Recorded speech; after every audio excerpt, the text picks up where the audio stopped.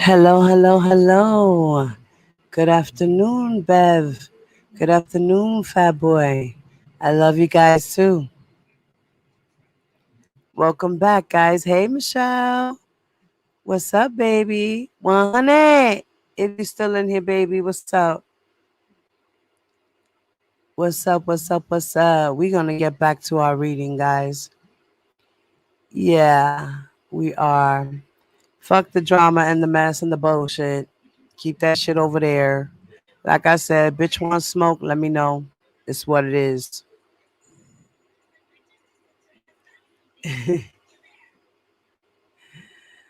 So how is everybody doing today, this Friday? Eh, how's everybody doing? Happy Valentine's Day. To all those lovebirds out there, including myself. Yes, yes. Anybody have anything special planned for this weekend with their loved ones? Whether it be your lover, homie, friend, hubby, wifey, whatever, your children, your best friend.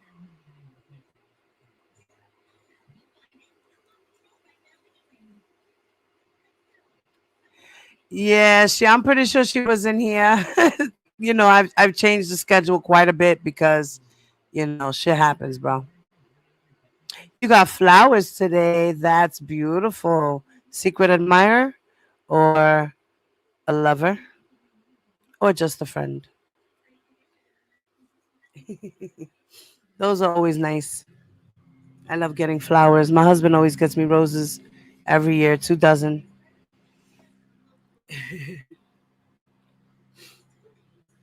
Yeah. Fat boy, you getting me roses, fat boy? You sending them to my house?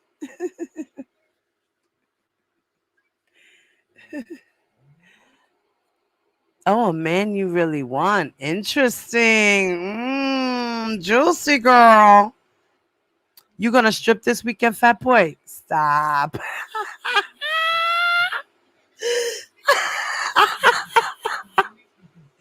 You got a routine going? You got the stripper pole at your crib? Is it in the middle of the room? Huh? Or you got your own little room? Private room, the dungeon. The dungeon room? Hmm? You got your wifey trapped in the dungeon? Hmm?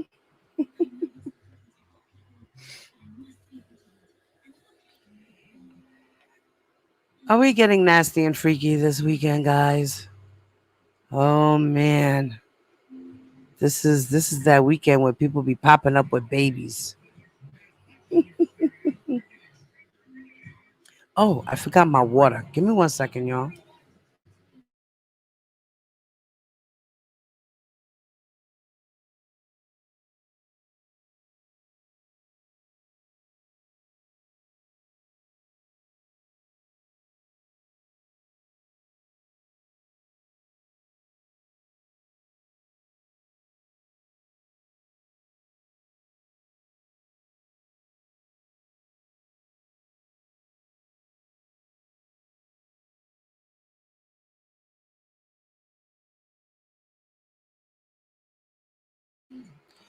Stop. You're gonna what? Your shrimp? Michelle said he's worth packing up, moving to Atlanta for. He's Max from college, the one that got away. Girl, yes, that's what we need to do. We need to be going and packing up the ones that get away when we get that other opportunity. We snatch it, girl. Snatch it. Snatch it. And this one's talking about que di que shrimp.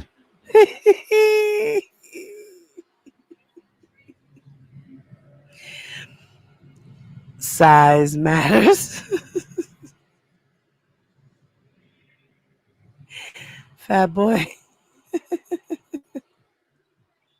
Michelle, question. Does size matter? Can't believe I only have two of y'all in here. That's crazy, right? What's going on? Is anybody else live?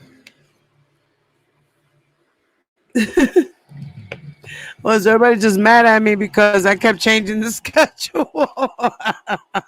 My deepest apologies, y'all. Like, a girl gets busy and a girl gets tired, and that's what it is, y'all. He said I put my mushroom tip on her. Man, boy. Michelle, you better go get that girl. Get that. So, we were reading Demetrius Smith's book. We were in chapter 5, and the chapter was called Deception. We were almost done with the chapter. We had like 2, 3, 4, 5, 6, about 6, 7 more pages left of this one chapter of deception. So I see there was a lot of deception. Angie was a mama. She said, if no size, the tongue action better be mastered. I agree with that. Fucking facts, girl. Yes, facts. Angie, the size matter, mama.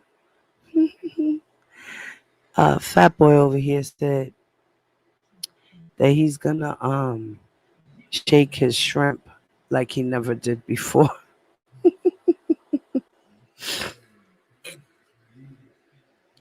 I'ma stand behind her like Demetrius Smith did, buddy. Ave Maria Fuepa.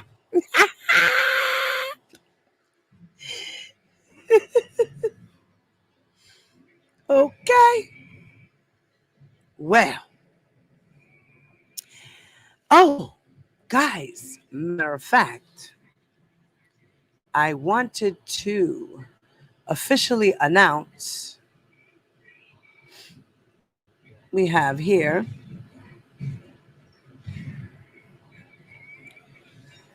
do you guys see my screen?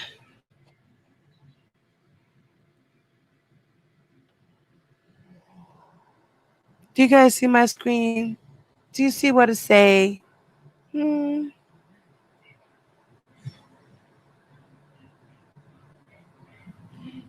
Angie is running crazy on these YouTube streets. She comes on when she feel she you okay with the regular size? Yeah, okay, that's what's up. Me too. We gotta have something. I don't know about shrimps. Shrimps, fat boy, shrimps aren't working, brother. We don't think you got a shrimp. I don't think you got a shrimp. You talking about you a fat boy, but you big and tall. I don't believe that. I don't. I do watch the videos after, but I want to get in there online. Yes, Angie be fucking. Listen, Angie be having everybody rolling. You already know. My sister, part of that badass. She's a badass. Yes, badass warrior, divine light. Okay, she's part of the bad angels. BAD, Brooke, Angie, and Diva. Okay, Diva, I'ma get big muscles and a bald head to cover my. Oh my God. What? You will stop. Stop being a bad boy. I'm gonna spank you.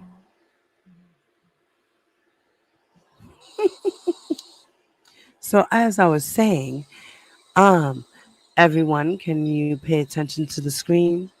Do you see what it says here? I am officially going to announce it. Grown Little Boy Show versus Tokyo Shit with Dana J. Who's got the best dish? May the best chef win. Diva's Cooking Challenge, win cash or prizes. It will be February 21st, 2021 at 3 p.m. Eastern Standard Time, guys, 2 p.m. Central Time, and 12 p.m. Pacific time, West Coast time, as you already know. Hey, my sister, infamous Blade. What's up, Chuleta? She said, I upload videos. I'm going to do a live once my IT department shows me how to. Girl, what do you mean you need your IT department to tell you what? Girl, call me. Stop playing. Ask Ty. I am the technician lady. Even though I'm not too technical, but I know a little bit. Yo, you can even ask Blade. Blade's a little internet savvy and shit, yo. She knows her shit too, yo. Audrey! What's up, mamita? I kind of figured I'd let some more people crawl in. A diva's always late. I apologize, guys. Shit happens. I gotta move around. You understand? So yeah. Like I gotta move around a little bit too. I'm trying to do my thing. So, guys, as you see on the screen, it is official. Ding, ding, ding. It is official. We have our brothers who will be battling it out.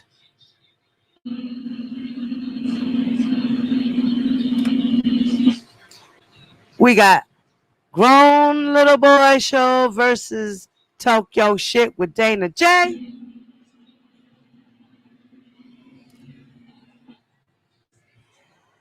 And who's got the best meal? Who's got the best dish? Look at how pretty that burger looks. Doesn't that burger look so pretty? Right? It makes you want to eat it. Yummy. It's scrumptious. It looks slamming. The way the knife looks on it, the way the nice burnt little seeds on there, it just looks really juicy. See that presentation? I would give that a 6.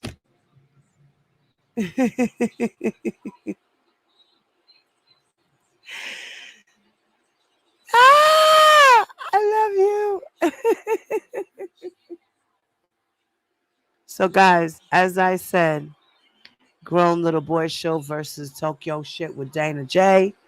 February 21st, 2021 at 3 p.m. Eastern Standard Time. That's on the East Coast. 2 p.m. for the Midwest. 12 p.m. for the West Coast. Got it, guys? I hope to see everyone there. This should be a lot of fun. And the ingredient is chicken, so the guys will be presenting their best chicken dishes. Okay? They're going to do it up for y'all. They're going to do it up for y'all. We're going to have fun.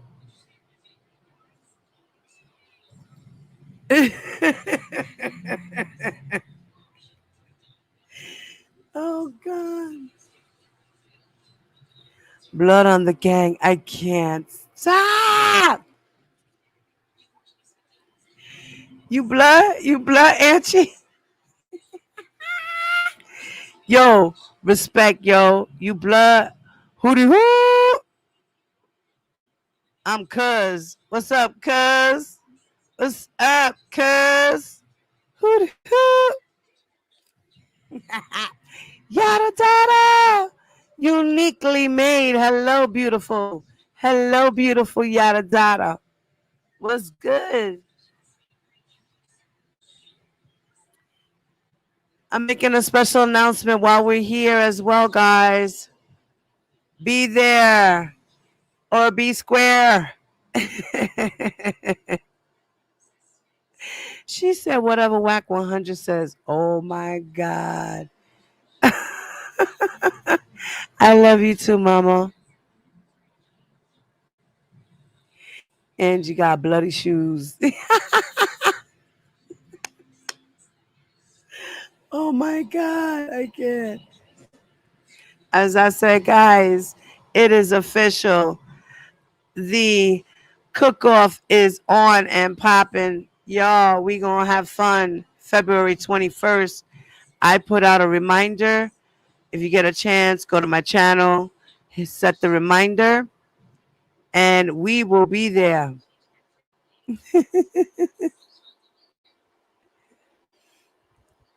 We respect. I respect all colors.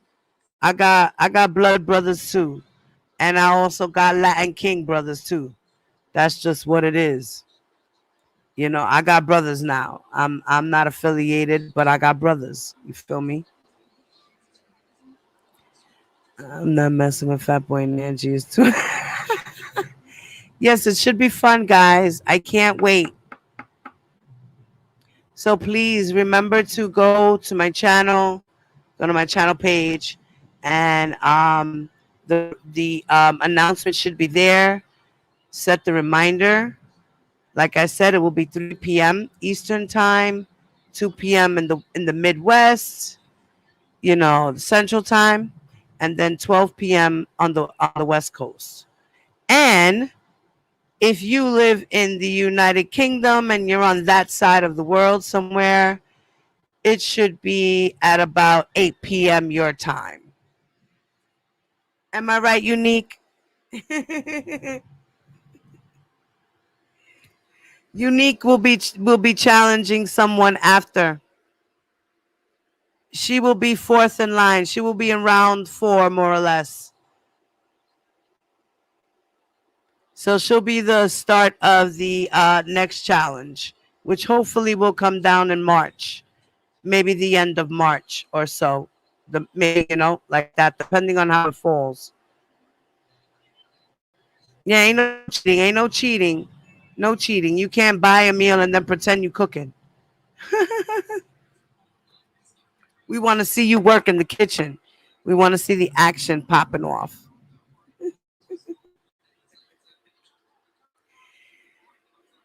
And remember, the first person to finish their meal first will get 100 points. The other person will get 50 points. Okay?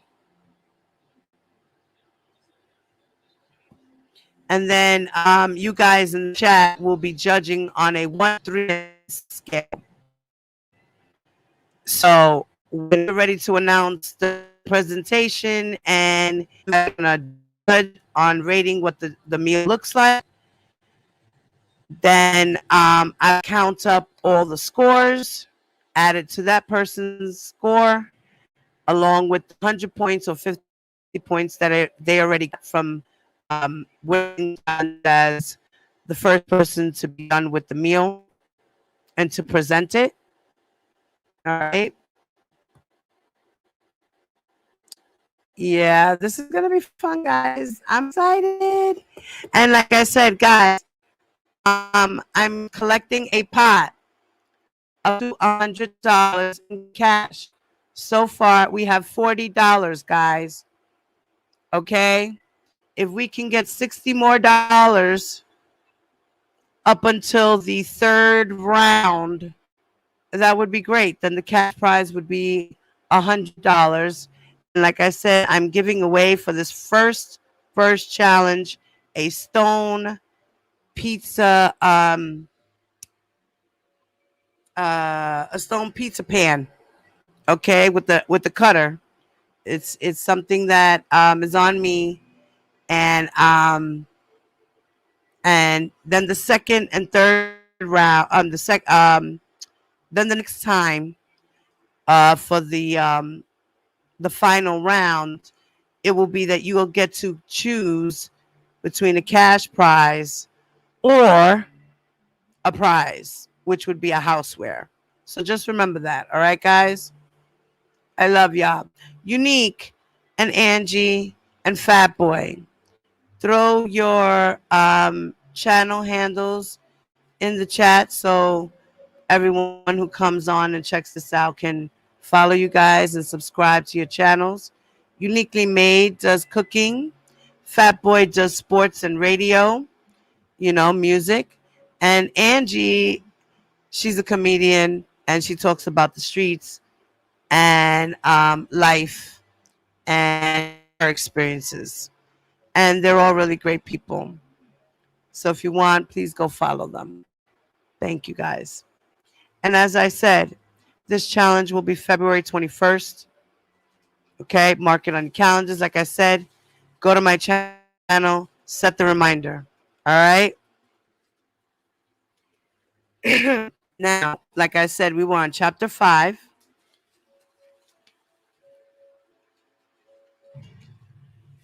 Ah, yes, thank you. There you go. There you go, fat boy. Well, honey, hi, mama. I'm glad you got here. I'm sorry I've been driving you crazy with my changing of my hours, right? It's okay, baby. You can spank me later. Dame papao.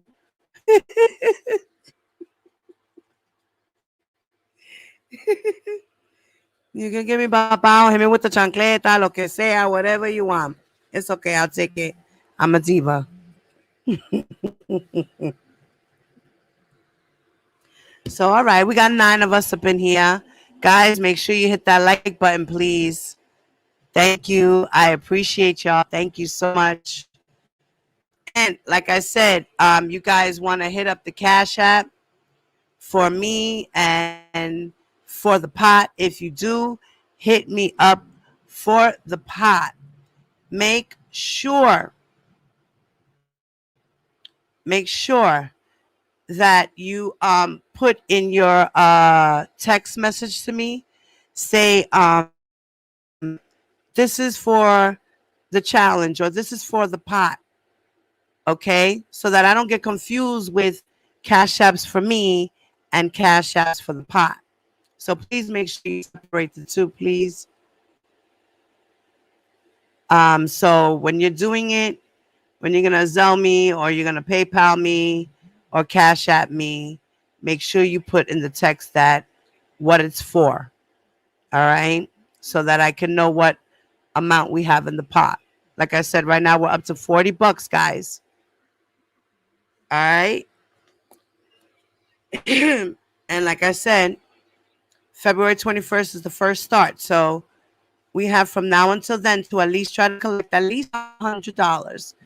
I want the cash amount prize to be no more than $100, but cash prize could be up to $100. So if by the time the end of the challenge for the final round comes, if we have $60, then $6 is what it is. Got it? But I think it would be really cool. All right. And this is my information on the bottom of the screen. And anyone who would like to join the challenge as well, please, you can email me. My email is diva.josh.32332 at gmail.com. All right. Okay. So that is official. The challenge is officially started, y'all. I am Diva Divine Light. Welcome, welcome, welcome. I like to do book reads, and we are in the middle of reading The Man Behind the Man, Looking from the Inside Out. We were on chapter 5. Big Spoon! What's up, mama? It's a Big Spoon. What you got? I don't see her. Things be smooth. Okay. All right, guys. So, like I said, subscribe to my people. All right. If you guys are not, please do so. They are a joy and a pleasure to watch and have around on YouTube, as well as Hot Rod in the house. Please subscribe to my brother, yo. He's another inspirational talker. He speaks about life. He speaks about facts. He speaks about um, the streets as well as everyday life, current events, and he talks about health and wealth, and he's an all-around genuine guy. You're very welcome, ladies. I love you guys, all of y'all. Y'all already know. So as I said, we were on chapter 5, and okay, we're gonna start it with, in the back of my mind, I also knew that Robert needed me in Milwaukee with him. He was in Northbridge, Wisconsin, which is the suburbs of Milwaukee. Now remember, he was just finding out that, his sister's messing around with R. Kelly. You welcome, you welcome. Yes, shout out to Hot Rod. That's right. Um, can any of you guys put his link in the chat if you get a chance? Any of my beautiful ladies out there, if you can, post his link in here. And also, if you are not subscribed to Atmos Love Zone, please subscribe to him as well. And also our brother, our main brother, Larry Live, Larry Live. But he's known as Grown Little Boy Show. Please go subscribe to all my people. We are one color, one voice, always.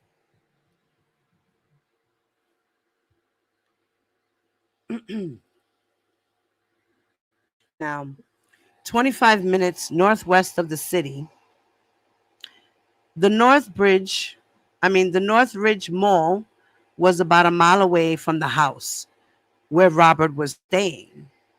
The buses were on a schedule and probably didn't run on the weekends. So Robert was pretty much stuck in the house. He didn't know anyone, and he wasn't a person to wander around a foreign place alone. Yeah, my boy needed me, and I was going to have his back. Besides, there was always an adventure when Robert and I hung out together. Yeah, I wonder what adventures. Thank you, Angie. I went to Milwaukee on the Greyhound bus, and when I got there, I called a cab. That took me straight to the house. Craig wired me $200 to make the trip. When I got to the house, it felt strange going into my sister's house and being welcomed by my friend as if I was visiting him at his relative's house. Nonetheless, it felt good to be in that big, beautiful house, knowing in my mind that for the time being, I had the freedom to come and go as if I was mine. As if it was mine. I had the freedom to come and go as if it was mine.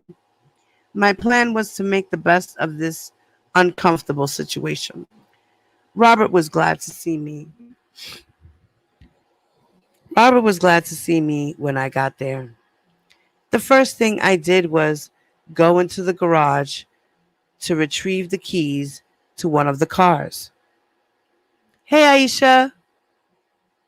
Craig had a Volvo and a Ford Runner. And a 4Runner truck. I was ready to start my vacation the moment I got out of the cab. To our surprise, the keys were nowhere to be found. We were totally disappointed realizing that we didn't have any transportation. But Robert and I were used to making a way out of no way traveling all over the city of Chicago. We weren't going to let not having a car spoil what we could have make happen as a team. The next morning, we set out on a mission to make the best of what we had. We packed up the the Casio piano that Robert brought with him, and we went out and caught the bus to downtown Milwaukee.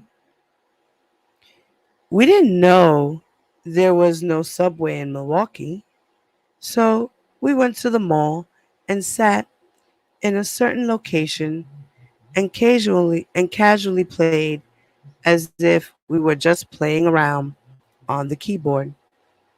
We didn't have a peddler's license to perform in the mall. We had to play it cool. I would have Robert play when certain people would walk past.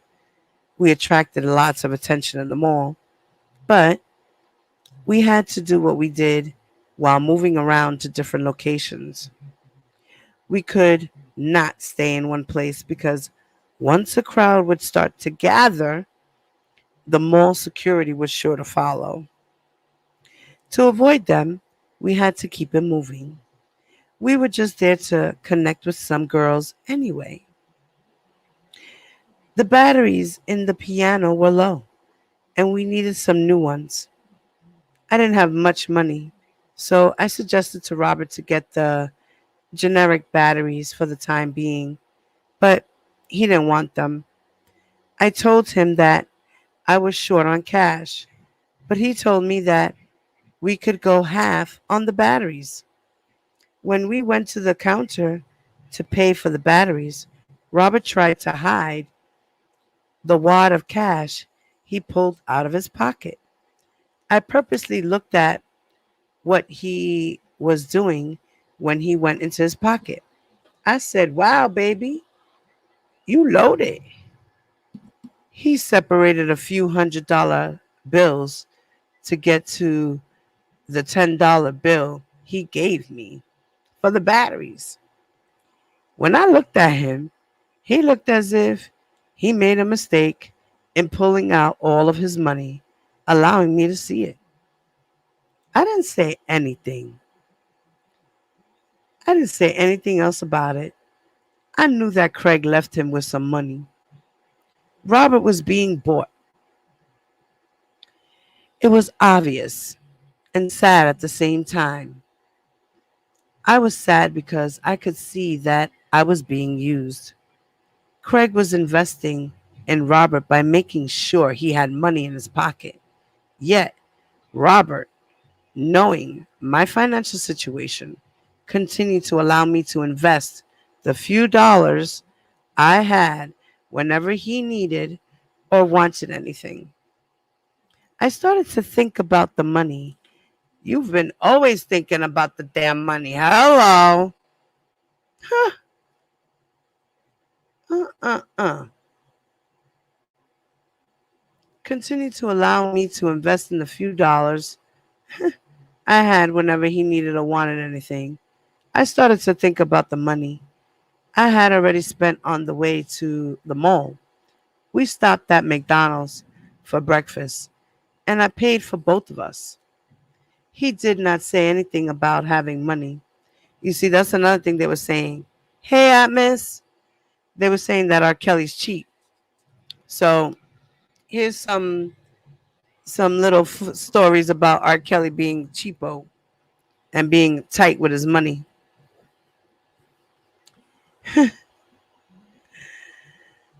Um, what's up? What's up? What's up? What's up? Amos Love. Yeah, so we're reading about this guy. It's a damn shame.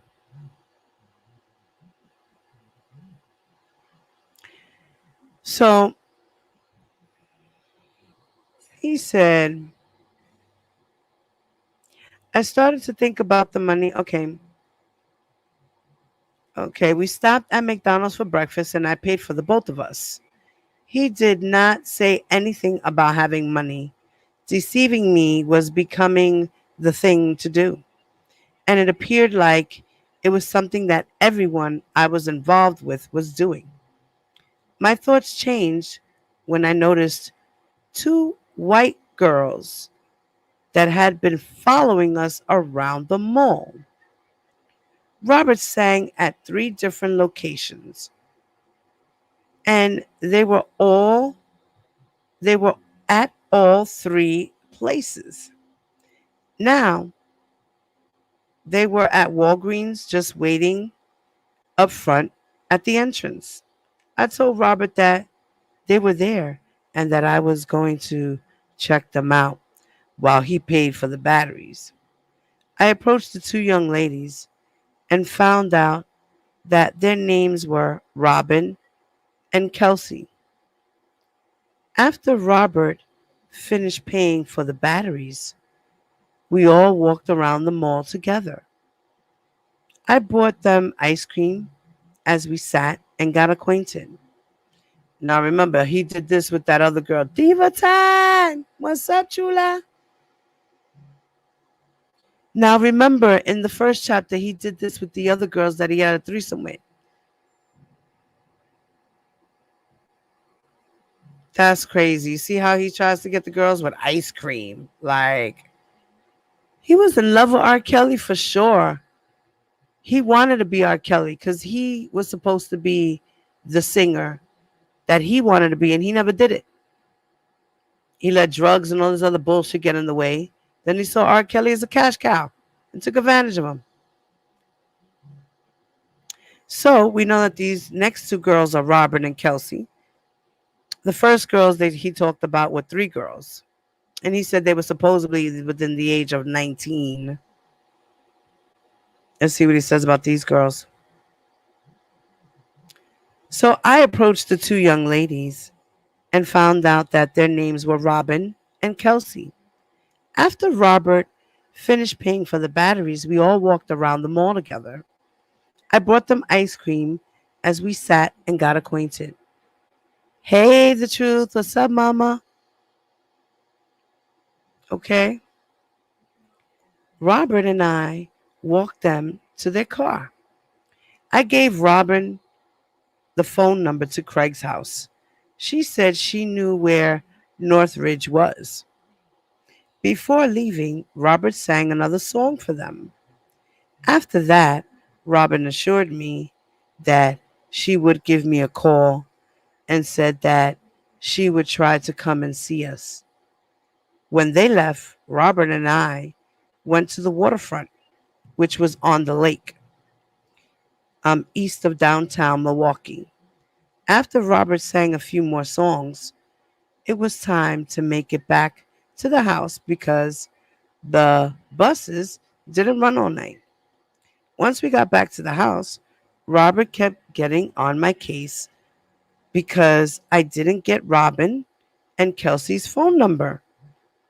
I told him that I believed that they would call us.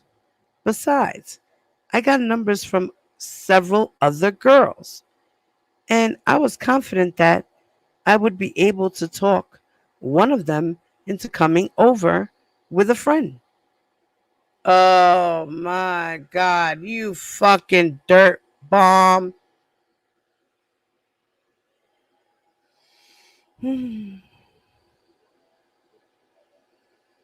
Did I just hear that? I am. Wow.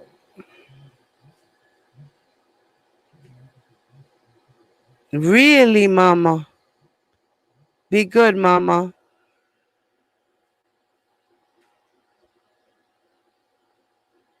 Wow.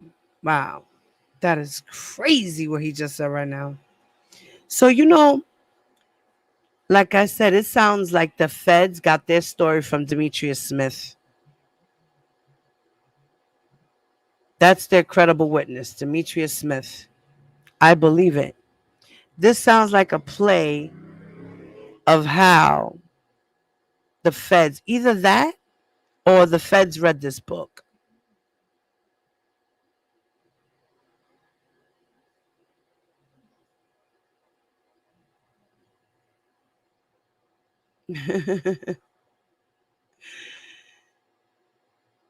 Yes, have a good day, Truth Mama. Right? I think I believe that the feds go and read every single book that was out there about R. Kelly and put pieces of puzzles together along with people's testaments. You know what I mean? All their statements, police reports, his past charges, past evidence. These things, they opened up files that were sealed. These feds, they got money to do it,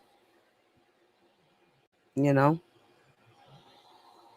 So he said, I didn't get Robin and Kelsey's phone number. I told them that I believed that they would call us. Besides, I got numbers from several other girls, And I was confident that I would be able to talk to one of them into coming over with a friend. It wasn't long after we got into the house when Robin called. Um, she said that they were close by and asked for directions to where we were staying. I gave her directions on how to get to the house. I didn't say anything to Robert about the girls being on the way. So when they arrived, Robert was surprised. Diva time! What's up, mama?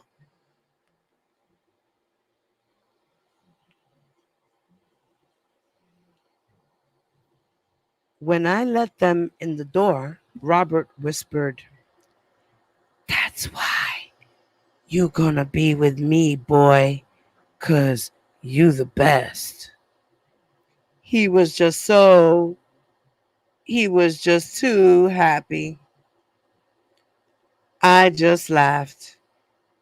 We went up to the den where Craig had his big screen television and his stereo. We let them listen to the demo tape, and then Robert got on the piano and played them some songs. The girls thought that hearing him sing live was better. I did too, because you could see that the people listening were feeling him. As Robert was singing, Robin asked me to show her the rest of the house. I grabbed her by the hand, which she gave me so freely, and walked her around the balcony of the upstairs that overlooked the living room downstairs. We leaned on the rail as we listened to Robert play and sing in the other room. Robin's hair was as red as copper, shiny and beautiful. I was totally attracted to her. So I began to run my fingers through her hair and telling her how much I liked her hair. She didn't stop me. In fact, she pulled the pin out of it that was holding her hair up, and her hair felt free. It was so long it fell down to the middle of her ass at its full length. I then pulled her hair back and kissed her on the neck. How the fuck? You just like met this girl right now, 2 seconds ago, and you already grabbing her hand, kissing her neck? Oh, God. I can't. How old was this girl? Robin. Hmm? Was she 17 at least? Or was she 16? Hmm. Hmm. Inquirer might want to know. Lord. She tilted her head to the side and moaned. Her white skin and the feel of her soft hair turned me on, and I had an intimate, and I had an immediate hard on. Fwepa! Okay? Daddy, what you doing over there?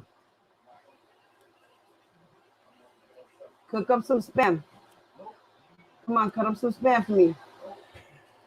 Damn, I'm hungry. I want something to eat right now. All right. I got to order dinner. I don't know what I'm doing. All right. Here we go. This is crazy. Her white skin and the feel of her soft hair turned me on, and I had an immediate hard on. I rubbed my hands down her body and squeezed her ass to see if she would reject me. She didn't. Oh, she loved it. I then turned her around and kissed her softly. You heard my husband? Robin! And kissed her softly on her pretty pink lips. I took her by the hand and led her down the stairs to the room where I was sleeping. Her willingness made me want her that much more. You fucking horny toad! The fuck? You a hot dick nigga? Really? A fuepa? All right, baby. I love you, Robin. It wasn't me. Diva. Sounds like a Monday night. Fuepa. I didn't know what Robert and Kelsey were doing. It was about 2 a.m. when they came knocking on the room door. The four of us spent the week together, going to the movies and hanging out, or fucking all night. Uh huh. During that week, I thought that Robert and I had gotten closer. Oh, oh, oh. How close did Jews get, Mr. Smith? Hmm. However, it was back to life, back to reality. The vacation was over. Craig and Cece returned.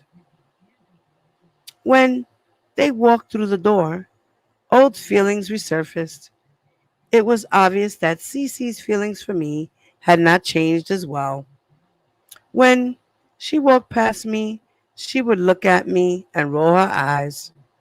The only person that she spoke to was Robert.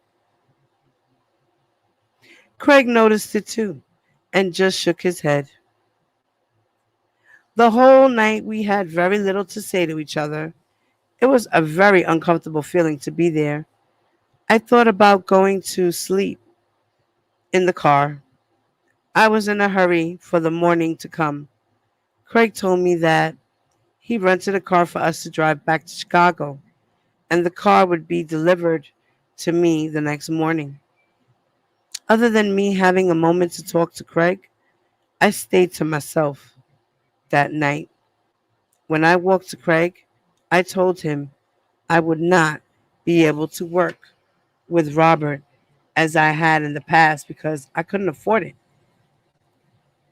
I told him I was taking his advice and getting a job.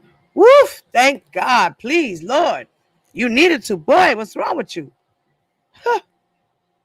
You hold almost 30 years old somewhere. You like, what?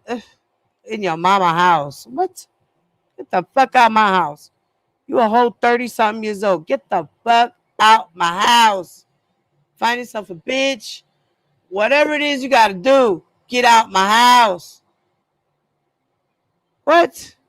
Ain't nothing wrong with you. You ain't broke. Get the fuck up, get a job, get out my house. Mama ain't putting up with that shit. The fuck out. The fuck? Man. Bum. He was a fucking bum. R. Kelly was trying to build his life and do something for himself. Pinch every little penny he had, and this nigga trying to take it all. The fuck? Yeah. The fuck out of here. Yeah, get a job, Demetrius.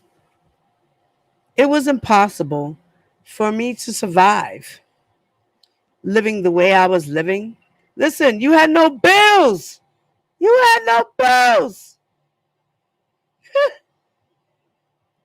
After we talked, I went back into the room I had been sleeping in for the week, and my mind drifted back to Chicago. Ooh, baby. I got a grilled cheese. My babe just made me a grilled cheese, y'all. I'm happy.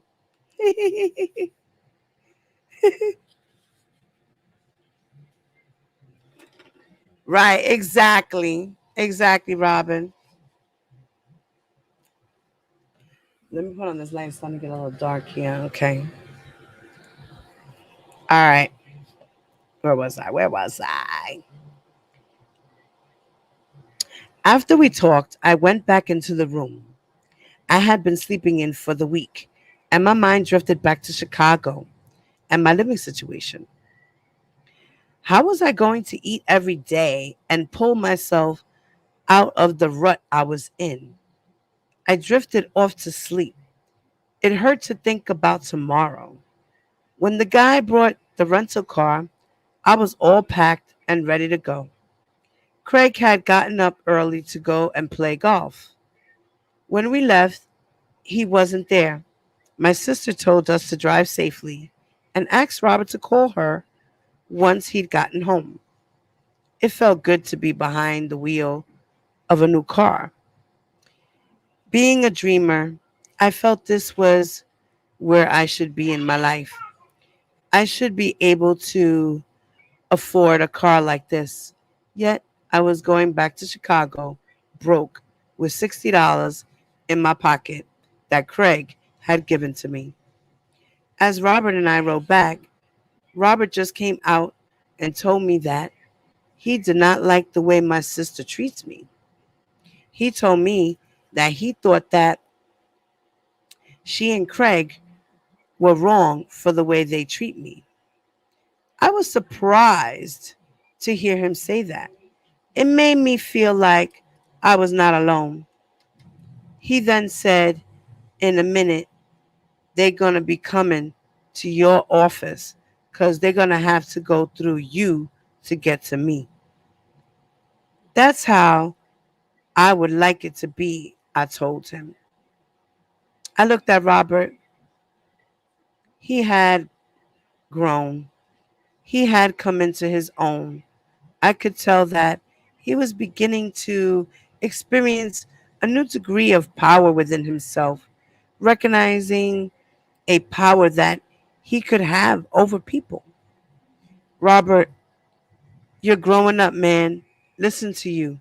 Sounding like a wise man, foreseeing the future, I said to him. Huh.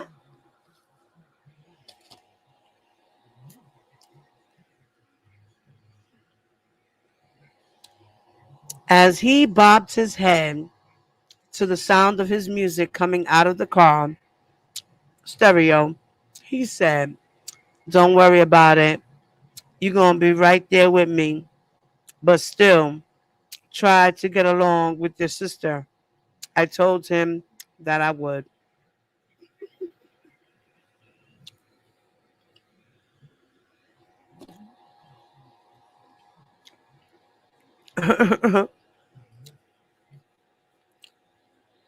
you know, let me see. What was I? Sorry, guys. As we drove, my mind still would not let me escape the reality of my present living situation. I was 30 years old. Oh, see, I told you he was already like 30. Come on, like, come on now. So he's 30. That means Robert's 18 now. Robert's 18 now. Robert's 18 now, y'all. He's 30. Robert's 18 at this point. Okay. Um,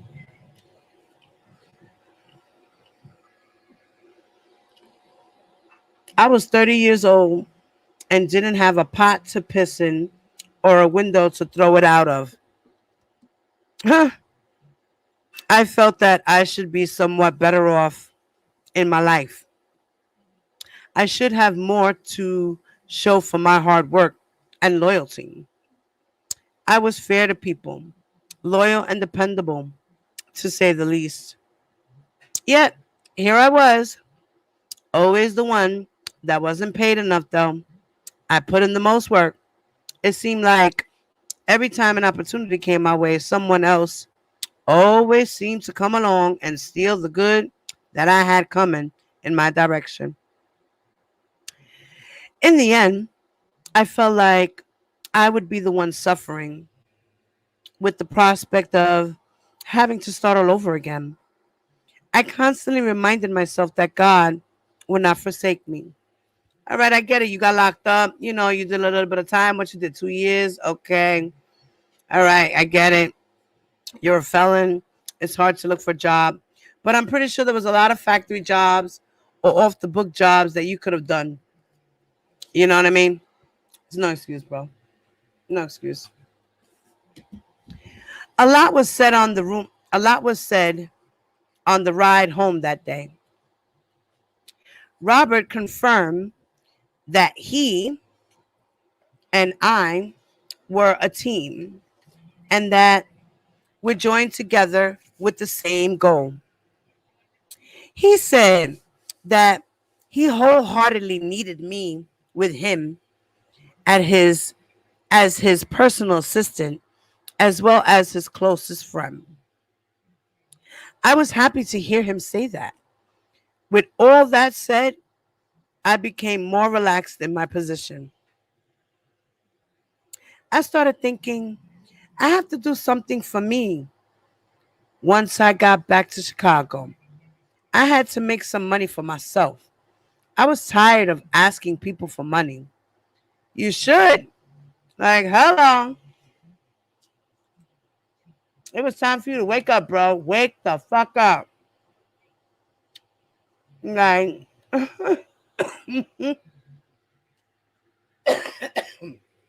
yeah, at least he's honest.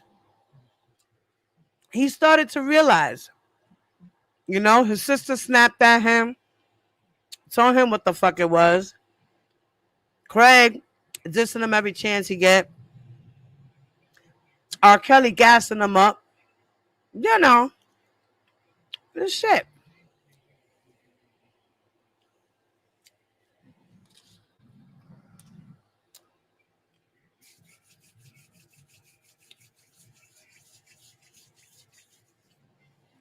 Y'all, this grilled cheese is the best. My husband just made me the best grilled cheese ever, damn it.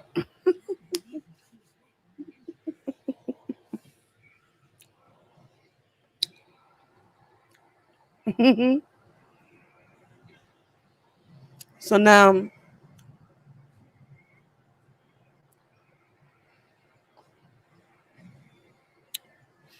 I was tired of the people who came into my life that had the means to help me, but didn't.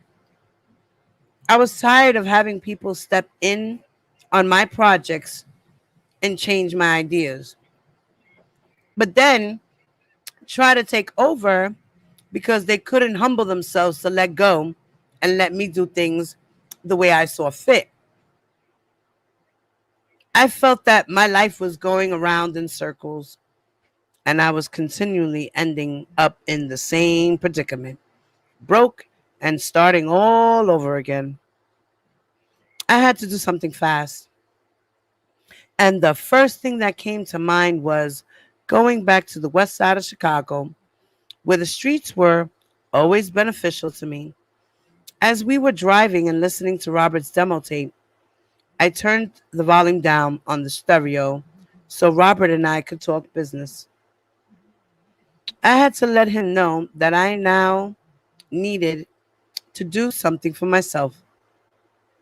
I was riding with high hopes being on the team with him. Wait, with him, and I believed in the vision we shared. Diva, well, we'll hold the line. Mhm.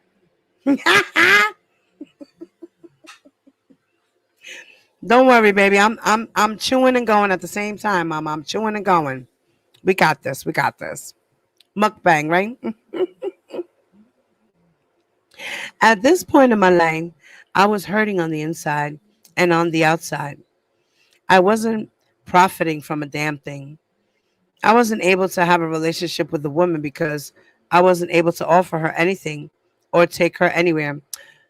That's why you were messing with little girls, because all you could afford was ice cream. I get it now. I get it now. I get it. Fucking get it, you pervert. As I reflected on all of this, I realized that I was 30 years old, for crying out loud, and still living with my mama. Woo! Amen. He saw the light. Jesus. I made up my mind right then.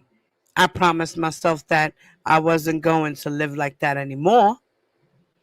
I expressed this to Robert, and I told him that I would not be able to be with him in the subway every day because of my financial situation. I told him that I had to go and get a job. I need to break away for a minute, Robert, so I can come up, I told him. Robert told me that he needed me to hang with him and to give Craig a little more time. He believed that we would start having money. He made it sound good too, putting emphasis on the word money. But by then, my mind was made up. I was no longer going to go along with what someone else said. From then on, I was going to focus on what they did. Action speaks louder than words, and it seemed like no one was doing anything. When we had things happen, I made them happen. I was always making moves while Robert was talking. I suddenly realized that he was naturally good with words, so I blocked what he was saying right out of my mind and began conceiving my own master plan. Okay? I let him know that he could handle going in the subway alone if he had to, but if not, Larry was available.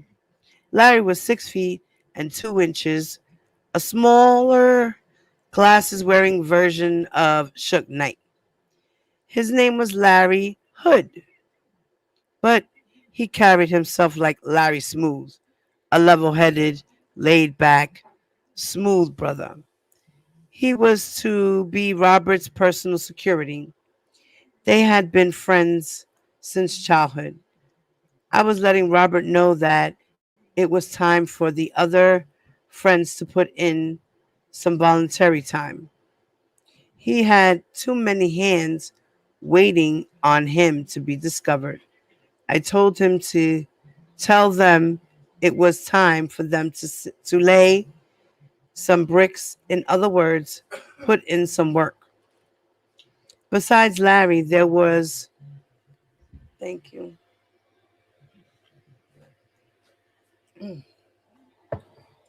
Besides Larry, there was Tori, Mouse, Dwayne, and Jim Pratt. So Jim must be Jem, right? That's Andrea's brother, Pratt's, Jem Pratt's. But he put his name as Jim here. We don't know who these other, like I said, he changed some of the names to some of these people. So we don't know if they're their real names, their nicknames, you know?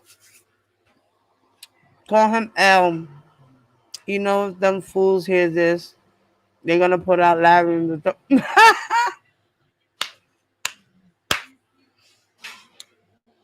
Larry was not around at that time. Larry was still a kid like me, a baby. What the hell? In 1985, I was 9 years old. I think Larry was the same. I believe we're the same age.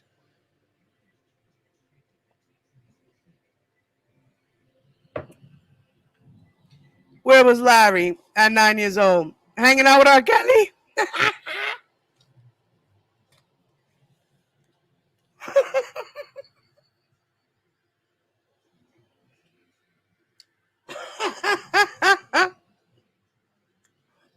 Well, let me put it out there right now.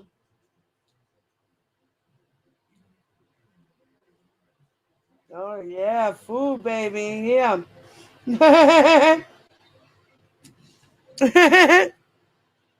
Papi, look, baby, grilled cheese, baby.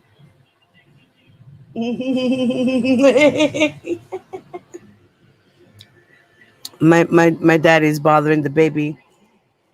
You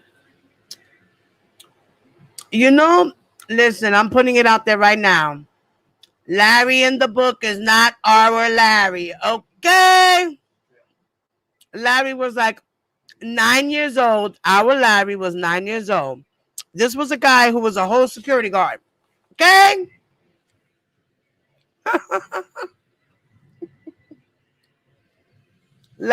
Our Larry was not doing security for R. Kelly at 9 years old.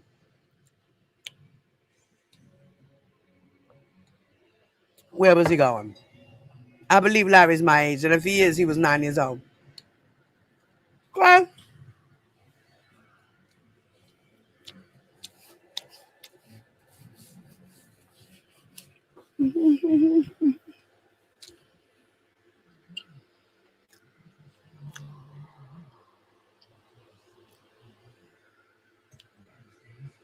You know, I already did, girl. I needed to break it down. Mm-mm. Like I said, our Larry was 9 years old in 1985. Okay? He was not doing security. The Larry in this book was doing security for R. Kelly. This guy Larry was a whole grown man. Okay? Our Larry was a little boy, just like me, 9 years old. Where was Larry? Not in the book. Okay?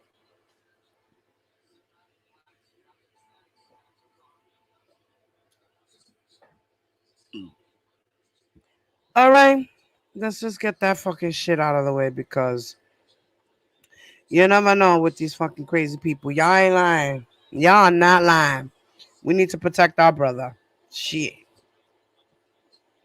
All right. So then it says Jim Pratt's Holland and Terrence Davis. All right. So these are other guys. Because I remember the other guys Larry, Tori, Miles, Dwayne, and Jim. And now he's adding Holland and Terrence Davis. I guess these are brothers. And these were his boys. Okay. And these cats loved Robert. I told him we needed to find out who was truly down with us anyway. In the end, I still knew I had to start looking out for me. No one else seemed to be concerned about how I was living. I took my foot off the accelerator and held it up to him and pointed to my shoes. He looked at them and laughed. We both laughed. My shoes were worn down with a big hole on the bottom where you could see my socks. Robert looked at me with a serious, compassionate look and said he understood and that we'd make it through this rough period. Johnny, we gonna look back on this day and laugh about it again, he said. And then he shouted, 'Cause we gonna be rich. I laughed along with him. For me, the statement itself touched my feelings of hope. I think after our laugh, we both felt better. Tomorrow was going to be a whole new day. An ironic moment occurred as we rode and listened to Robert's music. The song Robert recorded called Brighter Days started to play. As that song played, I could do nothing but envision brighter days ahead. At this point in my life, I was going through a real storm. That dog loves the 444. What? Champ better pull it together. She can't be picky. What is going on? That dog. The hell? What's up, mama? That dog eating top ramen chicken. What? That little puppy's eating what? Why is he eating that? He should not be eating that. He's gonna give his dog worms. What the fuck is wrong with him? Did he get it to the doctor and deworm the dog yet?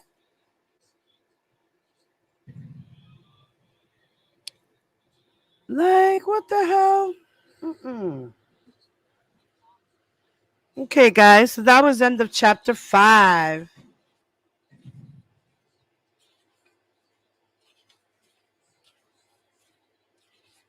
Oh, damn, he wrote another long chapter. Shit. Okay.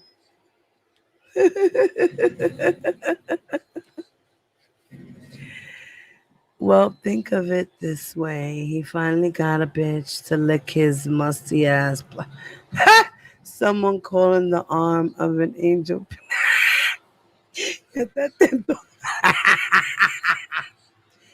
Please call the ASPCA. Call the ASPCA. We'll get the cops down there. A bitch named Champ. Yeah. Yeah, he is, girl. He was so infatuated with R. Kelly's life and infatuated with trying to make money that he got played in the process. And I think because he said he wanted R. Kelly to be free, he don't want him to be in jail. He wants him to get help. But yet you go to the feds and you snitch. I don't get it. You mean you wanted to help the girls? You wanted to help yourself, and you wanted to help everybody who's ever been wronged by him. I bet you that's probably what it is, right? You know what I mean? He said he finally got a bad bitch. Ah. Well, guys, we're on chapter 6. And this chapter is called Tables of Judgment. Yeah, exactly. He had to, like, for real, he was going down too. He was going down too. He had to snitch. He's lucky he got immunity. He's lucky he did what he did. The judge gave him a get out of jail free card. Lucky for him. But I still think he needs to be there with that boy. That man, shall I say. After what he did to this boy. Like, what the fuck? Mm. Chapter 6. Tables of Judgment. Oh, I just got chills down my back. Oh, oh, oh, oh. Give me a second, guys. Let me get the little... I just got chills on my back.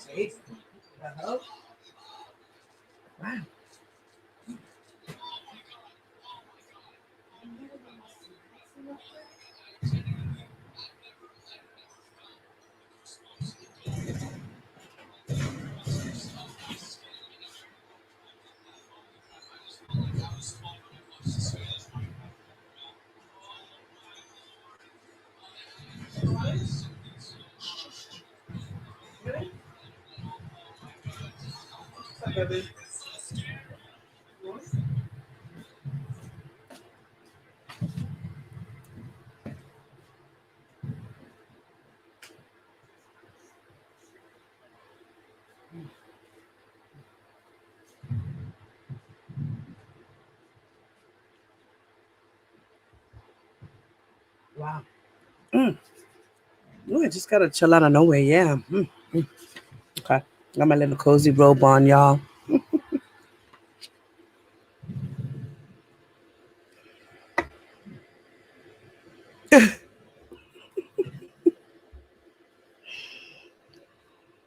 Now, Tables of Judgment. We got back to Chicago about 3:30 p.m., right ahead of the rush hour traffic. We zoomed straight through the city to Robert's house. After I dropped him off, I went straight back to the west side where it all started for me. The west side of Chicago was my birthplace and my old stomping grounds. There I learned most of what I knew. All that I grabbed hold of had sprang from that circle of influence, the West Side. To some, the West Side was seen as a place of terror, mayhem, and murder. It was the home and the beginning of the gang world for Black America. After all, the Vice Lord Nation received its birth from this place. But to others, it was just home. Along with all the bad and good, it was my home. I grew up at 1322 S Trip Street. That's where I learned to ride my first bike. I met my first girlfriend and where I got my first piece of cherry. Oh, God. You heard him? 1322 S Trip Street is where he got his first cherry, y'all. That's where he broke it. I was the second oldest and my mother's firstborn son. My mother, Willie Mae, nicknamed Betty or Bet Jane, as my uncle Bubble would call her, had a total of 9 children, and she was a single parent. I might add, I lived on Trip Street from birth until I was 13 years old. Mama was overly protective when it came to her children. We hardly ever went outside. Franklin Park was a block up from where we lived, right up on 14th Street. That's where the West Side gangs crossed paths. There were 4 gangs: the Four Corner Hustlers, the Egyptian Cobras, the Vice Lords, and the Mad Black Souls. For that reason, Mama didn't want me going anywhere alone. The only time I got to go out really was when I was to spend time, when I went to spend the weekends at Uncle Bubba's house with my cousins, Junebug and Nate. June and Nate lived over on 13th and Collins Street, 5 blocks west of where we live, but still right up the street from the park. They didn't have a problem going outside to hang out and would always come over to pick me up to get me out the house. We went all over, walked in every neighborhood. Junebug was pretty well known for fighting amongst us youngsters in the area where we lived. We called it humbugging back in the day. Junebug was like a little Joe Frazier and was built like him too. We asked to call June Gorilla Man. We used to call June Gorilla Man because he resembled a little ape and would go ape shit crazy on your ass. His younger brother Nate was a bigger version of his brother, taller with a wider body. Nate was cool and big and not anyone you would want to just pick on. My cousins were the brothers. I didn't have a child growing up, and they were everything to me. Okay. Junebug. I'm wondering if Junebug, he's talking about June Brown, right? June Brown. What do you think, guys? Junebug, you might be talking about June Brown. And Junebug was like little Joe Frazier. Okay. All right. His younger brother Nate was a bigger version of his brother, taller with a wider body. Nate was cool and big, and not anyone you would want to just pick on. My cousins were the brothers I didn't have as a child growing up, and they were everything to me. We were young and wild, but we had fun. We hustled many of the gang members. You got a quarter, little Ronnie? Bird, can I get a quarter? All day, we'd ask the older guys for quarters.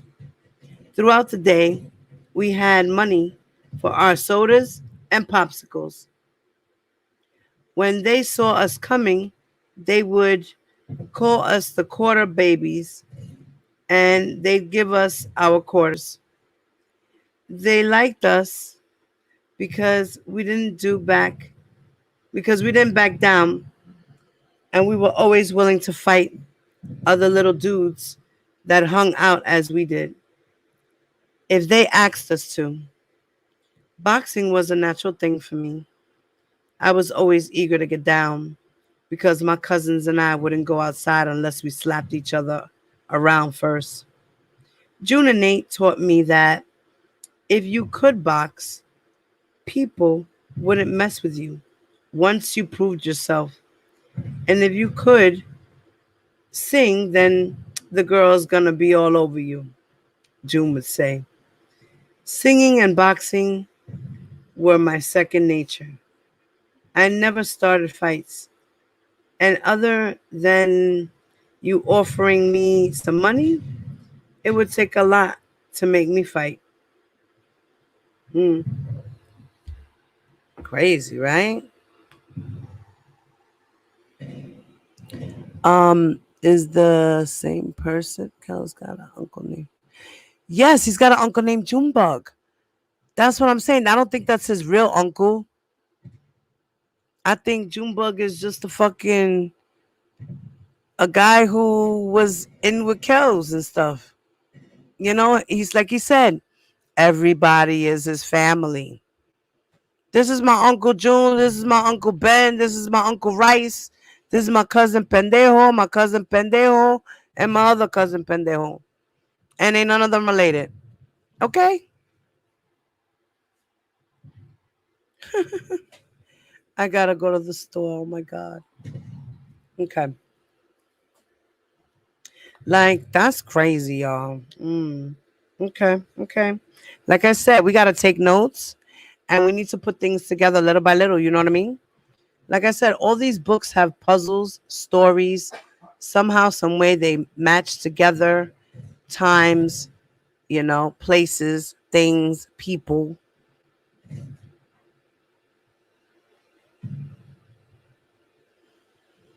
Right? Ain't Junebug?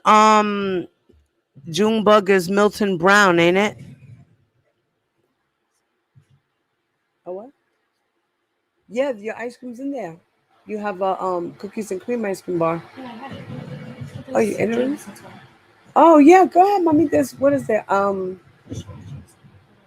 And chocolate. Yeah, the chocolate's yours. Go grab the chocolate, baby. Sorry about that, y'all. Okay. Yeah. So yeah. So okay. Dun, dun, dun. All right. Let's see now. Oh no no no no no no. No. What was I at? Wanted to fight others. Okay.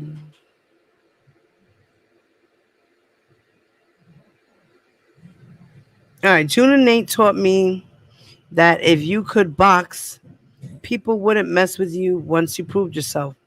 And if you could sing, then the girl's gonna be all over you. All right. June would say singing and boxing were my second nature. I never started fights. And other than you offering me some money, it would take a lot to make me fight. When it came to boxing, I was always confident. I was always considered fast. The thought of someone hitting me in my face kept me moving and sticking.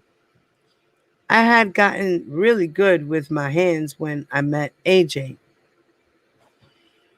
Everybody called him Nini. We met at the Albany skating rink on Roosevelt and Albany. That area was MBS territory. My cousins and I went skating every week. One night, after we left for the rink, we had went to a corner restaurant to get something to eat. I ordered a Polish sausage, some fries, and a Coke. As we were leaving, one of the guys who were waiting in line behind us picked me out and said that he wanted he wanted my Polish sausage. What? What you want, $1? I asked him. I could buy you one, I told him. I could look at the dude and tell he wanted to start something, and I didn't want any trouble. I just wanted to enjoy my Polish and go home with my cousin. I was only 12 years old, going on 13, with cousin June. My cousin June was the same as me, except I was a few months older. And Nate, he was 11. They were both bigger than me, but nonetheless, we were kids.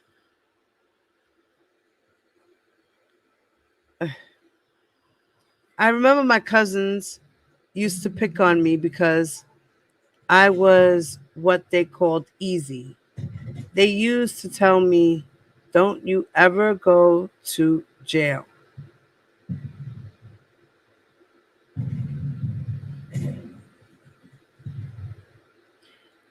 Okay, don't you ever go to jail because they're gonna get you. And they would ball their fists with their elbows bent, pumping their thighs in and out as if they were screwing, all the while laughing at me. It was a time. Sorry. It was at those times I would get mad at them and chase them, trying to hit them for making fun of me. Nonetheless, it didn't stop me from giving. They would tease me and say I gave good people and would say I gave people things because I was scared of them. That was not how I saw myself. I was just a nice guy and making friends, I thought. The long, the what? Must be the more I hung out with, if they needed something and I had it. I didn't have a problem with helping other men.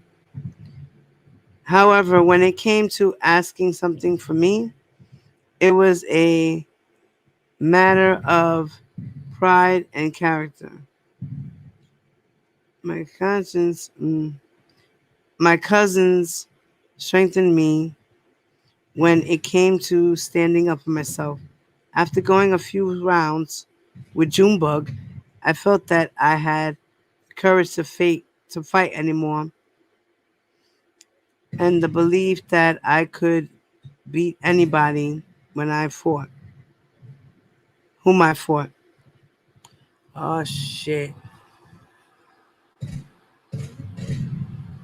Everybody's hood has a June and a Junebug. Mine did. I know mine did. Puerto Rican Junebug. Hell yeah, he used to walk around the neighborhood with a big boom box. And he used to play that shit walking down the streets with his Kango hat and shit. He was big and heavy set. Junebug. Yeah, man. I had one too. I was his niece. Everybody used to. I was his niece. That was my Theo. And he wasn't related.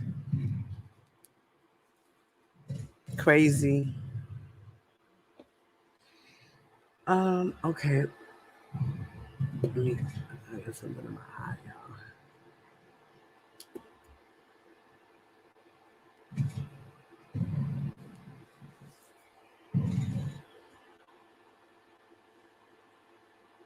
All right.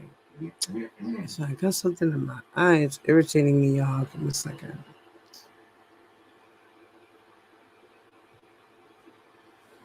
Shit. I think it's like a lash that's. Shit.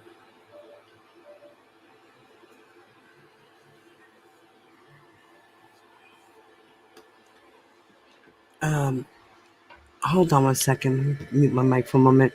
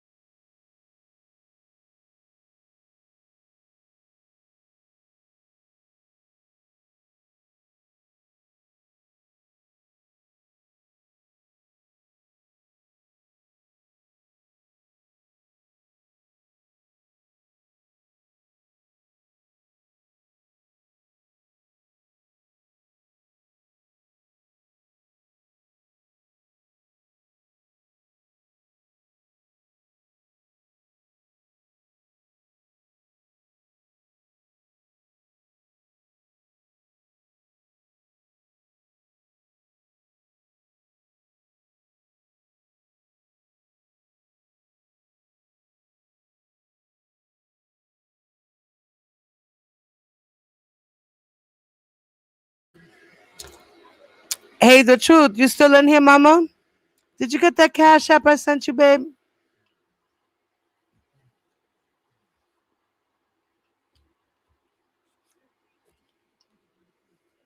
Because I want to know, make sure I sent it to the right cash app. Like,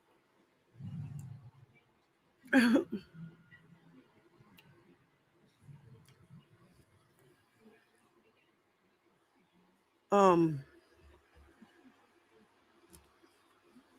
okay. What was I now? Espérate. I was with the gorilla. Okay. Mm,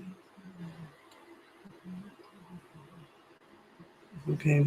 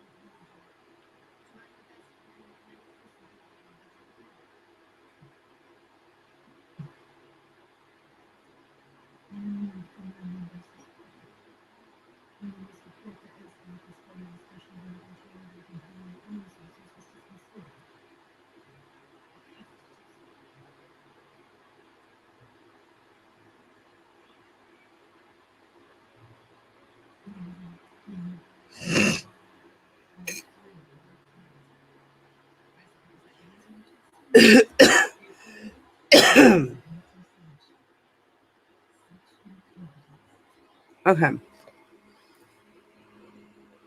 I remember my cousins used to pick on me because I was what they called easy.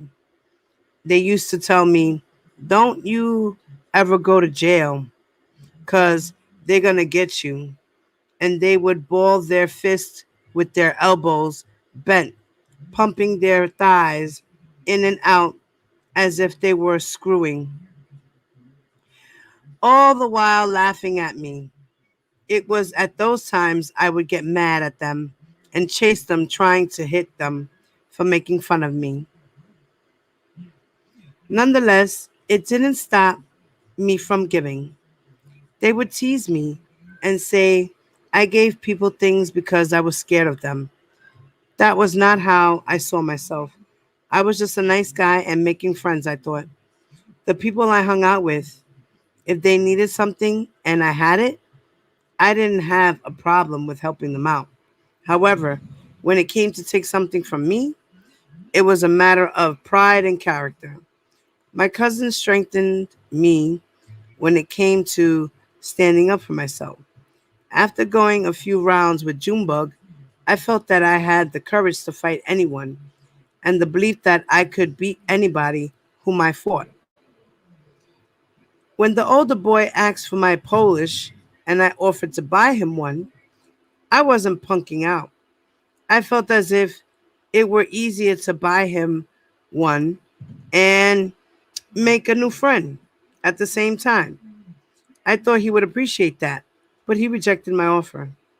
"I want the one you got," he said, "'cause you ain't gotta buy him shit," my cousin June said, stepping in to defend me.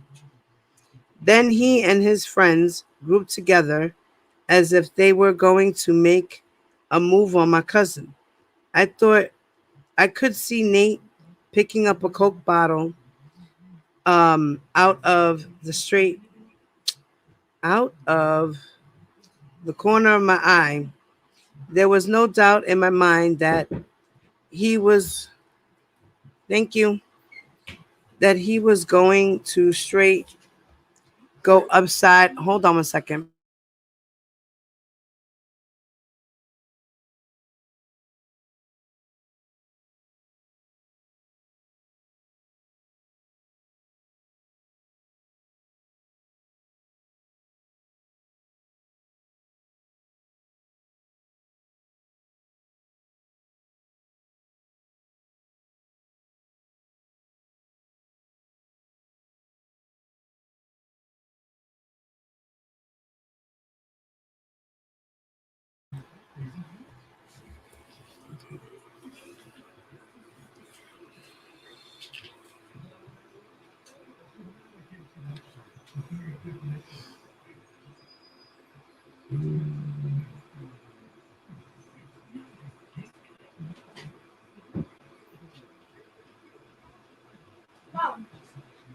Yeah. Papi, can you go do me a favor? I just told Titi Lulu.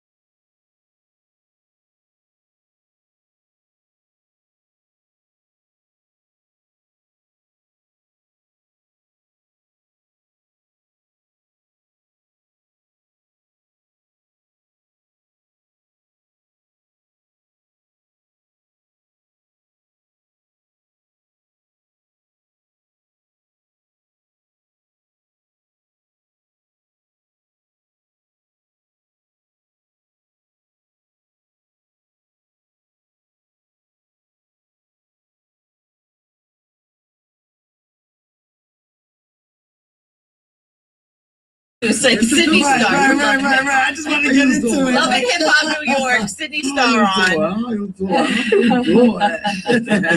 How are you? I am fabulous, honey. I was just saying that your makeup looks on point. Thank you. Well, you know, I've always wanted to be a makeup artist, so I usually play on myself. And I just was like, you know, I could do some celebrities because I like to look like a sexy vixen. So I usually do the little cat eye, and you kind of got that going on too. Oh, thank you. Yeah, I like that. Thank you. But yeah, I appreciate that because I was really tired this morning. You were. Yes. So, It's hard getting up early. yes, but And being a girl. Yes. It's hard. that's why people always be like, when you know me being trans, they be like, why do you want to be a girl so bad? We go through so much. Well, baby, like honestly, that's the reason why I want to be a girl because It's complicated. It's I complicated. like to have I like to be able to have a challenge. Yeah. To me, guys, y'all are it's Regular. easy. Just regular. We're not as So complicated. easy. I guess we're not as complicated. You can just wake up and throw on A hat. Like a hat. That's all it I a need to day. do. Call it a day. A hoodie and a hat.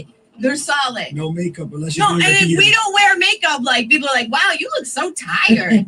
I'm like, really, thank you very much. So I love being a woman. I made the best decision ever. So when did you figure this whole out, Sydney Star? Like when did you all figure out that you were trans? When? I think that I knew I was her. Yeah. At least when I was 8, 9 years old. 8, 9? Very, very young. Really? Just by looking at cartoons and seeing the female characters, wishing that was me. Like what female cartoon character did you like the I best? always wanted to be the Little Mermaid. Oh, Yes. who doesn't want to be the Little Mermaid? You get to live under the sea. Seriously. I mean, Jasmine too as well. Yeah. Princess Jasmine. And I always used to get the shirt and put it on my head and imagine that was the hair. Of the long hair. Yes. And I would prance around in my room and, get my mom's heels and just be in my own little world. So was your family supportive of you going through that? At a young age, not that much. Not that It was much. a little struggle because my mom was a little bit We made Kajabi for you. You can teach, consult, and create profitable content. she thought the hottest year. The hardest. The hardest. Oh, high school. High school. I was just playing something for the moment, guys. I had to step off and shit. I'm sorry, and I figured I. I'm back.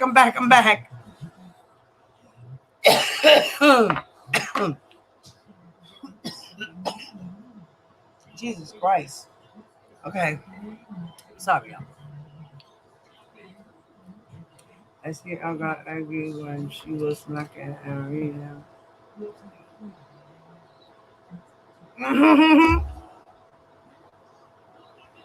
I'm sorry that I was smacking and eating.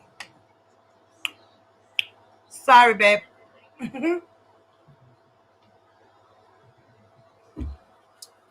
Now what the hell did I do? I had to do what I had to do, y'all. Okay.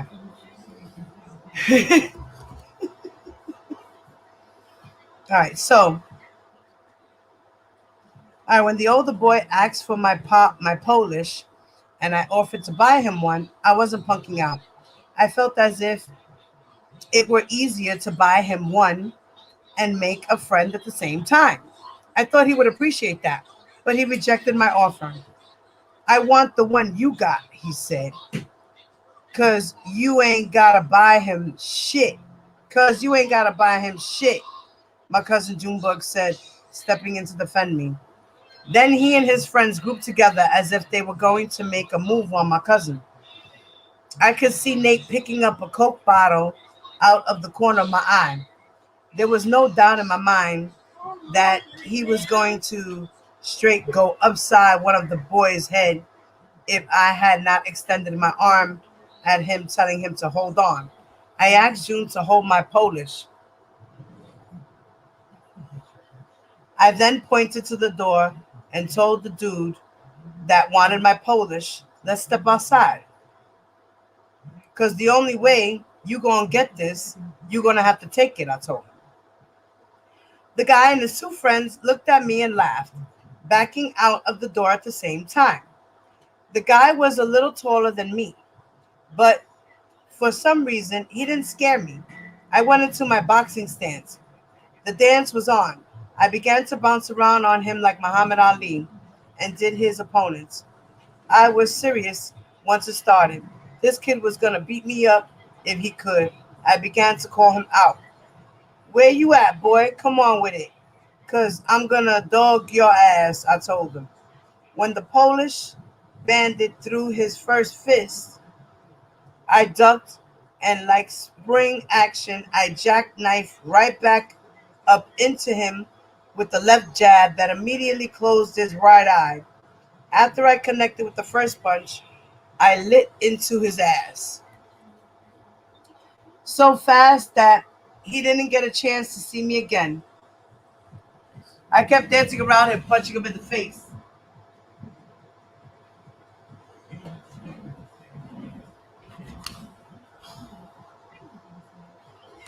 There was a guy inside the restaurant watching the fight. Oh, I forgot the microphone wasn't working. I'm pretty sure. I don't know if I sound far away now. All right. Watching the fight the entire time. He stepped in and grabbed me by one hand and held the other out towards Nate to keep him back while his partner stepped in and grabbed June. The guy that grabbed me yelled, hold on, young demon." When he said that, Nate also stopped his pursuit of lighting his ass up with a soda bottle. The man who had grabbed me reached into his pocket and handed me a $10 bill and told me that I was too much for the older boy and asked me if I would let him go for $10. I looked at my opponent. I had already hit him 7 or 8 times in the face. His nose was bleeding and his eyes were closed. His boys didn't even get a chance to get into that fight because it was over so fast. I took the $10 from the guy. He told me that I had skills. Come to find out, his name was Nini, a 19-year-old amateur boxer. He took a liking to me after that fight, and invited me to Archie Moore's gym on Pulaski, where he trained. Yes, Joshua.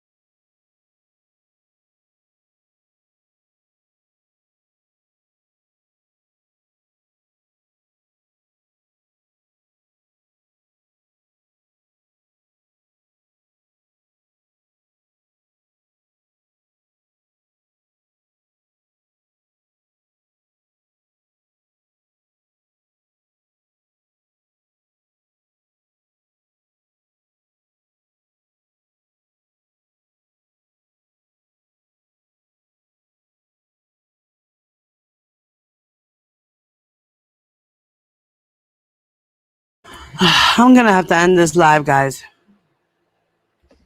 There's too many things going on right now, bopping up and down. Yeah. I'm gonna have to end this live. Okay. Let's see where we left it at. All right. We'll continue to read later. If not, I'll come back tomorrow, guys. I'm sorry. That's why I say it's much better if I do it in the evening. It really is. Nobody bothers me. I can read straight through. I don't have to go through a up and a down and a back and a forth and a this or that and this and that one calling me here and this one calling me there and I got to do this and I got to go there and things happen. So we're gonna leave it there, and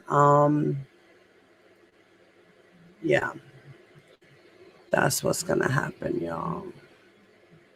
We gonna leave it there. I'm gonna find something to kind of take us out with a little something, something. Let's see.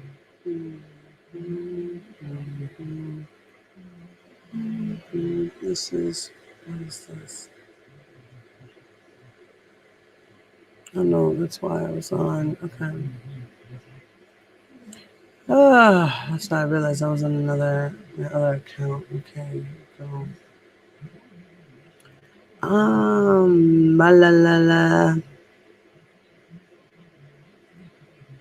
Let's see. Um,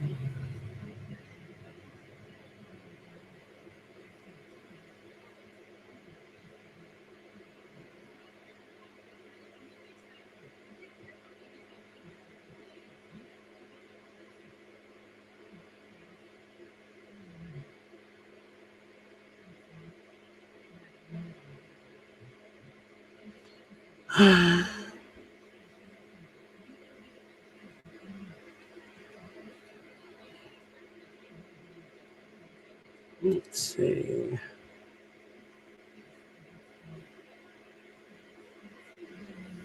Mm,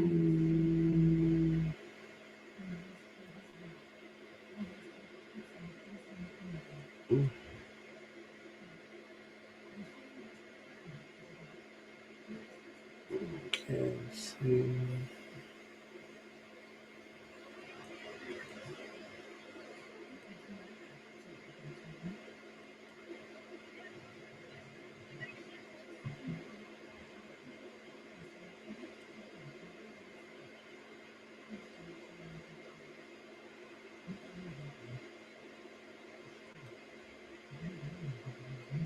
Can't see that.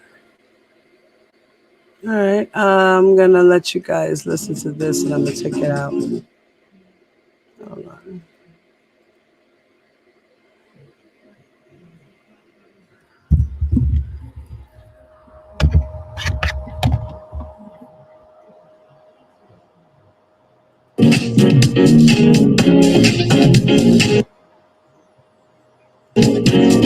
And welcome. This is Major Film. The name of the book is called Carlita's Way, and it's going to be a lovely event with Carlita Hodges. The name of the book is called Carlita's Way, and it's going to be a fantastic book reading that's going to take place here. Also, she has a new foundation that she's working on, Purple Bottoms Foundation, and there's so much good stuff to hear. Stay tuned. We'll be right back with more.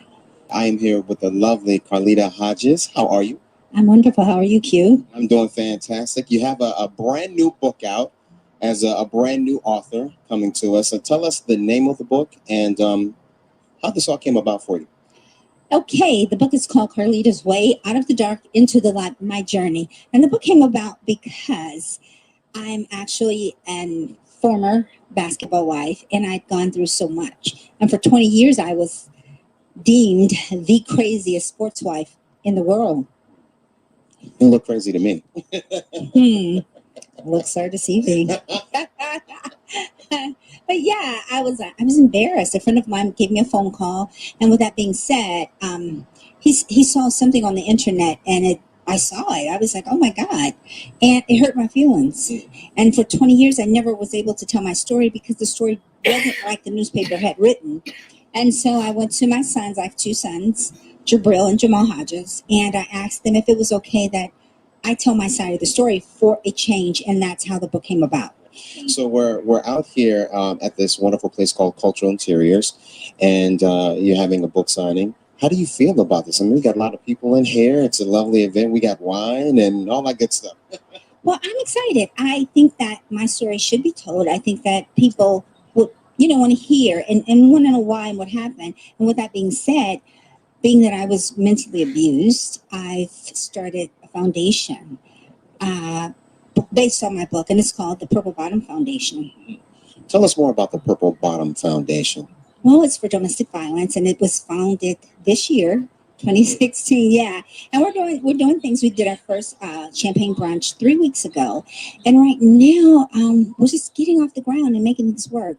And what I want to do is bring awareness to domestic violence because it's such a hush hush secret, And what I'd like to do is teach women and men about the red flags. You don't have to say we stay too long. That's the problem. We stay too long in those situations. I stayed because I wanted a family. It was important that my children have a father around, and that's why I stayed. There is correct me if I'm wrong, but there's a part in the book where you talk about going to jail. And tell us a little bit about that. I don't want to give all the juicy parts away in the book because you got to get the book and you got to check it out, but just a little bit. Well, the book actually you go up and down, up and down. Okay. And so, yes, I did go to jail, for those of you. And it was an overnight stay. I was arrested. You have to get the book to find out.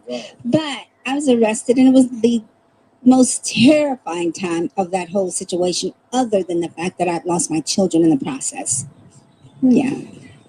For a lot of young women that might be out there now who are watching this and listening to this, what would you like for them to get out of this, especially when it comes to the book? What would you like to say to them? Well, I'd like them to read the book with an open mind, okay? Because in my story, it was my first book again. And even when I read it, I still cry. And it pulls you in and you almost feel like you're there. And so what I'd like to say is pay attention to the signs. In the dating stages, had I paid attention, I don't know that I would have married him. And another thing is, everybody has a story. And tell somebody.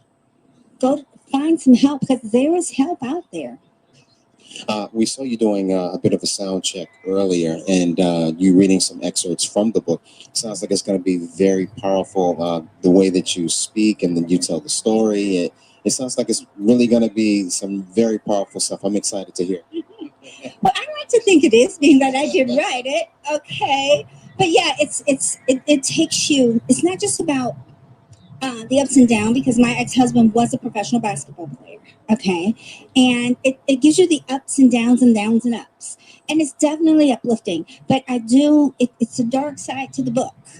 And what I do is I'm extremely transparent because I have no secrets and nothing to hide. Nothing. I talk about my affair that I had as well because I was so tired of him cheating on me. So I thought what's good for you is good for me too. So I did have an affair with R. Kelly. And so you want to read this book. Yeah, you definitely want to read this book, most definitely. Is there a website or something like that where individuals who are interested, followers, fans can keep up with your movements and what's going to be happening next week? Absolutely. It's www.carlita-hodges.com, and that's www.carlita-hodges.com. Carlita Hodges, we thank you so much for taking this time out to do this interview with us. We really appreciate it. Continued success on the book. We really appreciate it. Thank you so much, Q. Standing next to me right now is Gail. She is the owner of Cultural Interiors. Gail, how are you? I am fine. Thank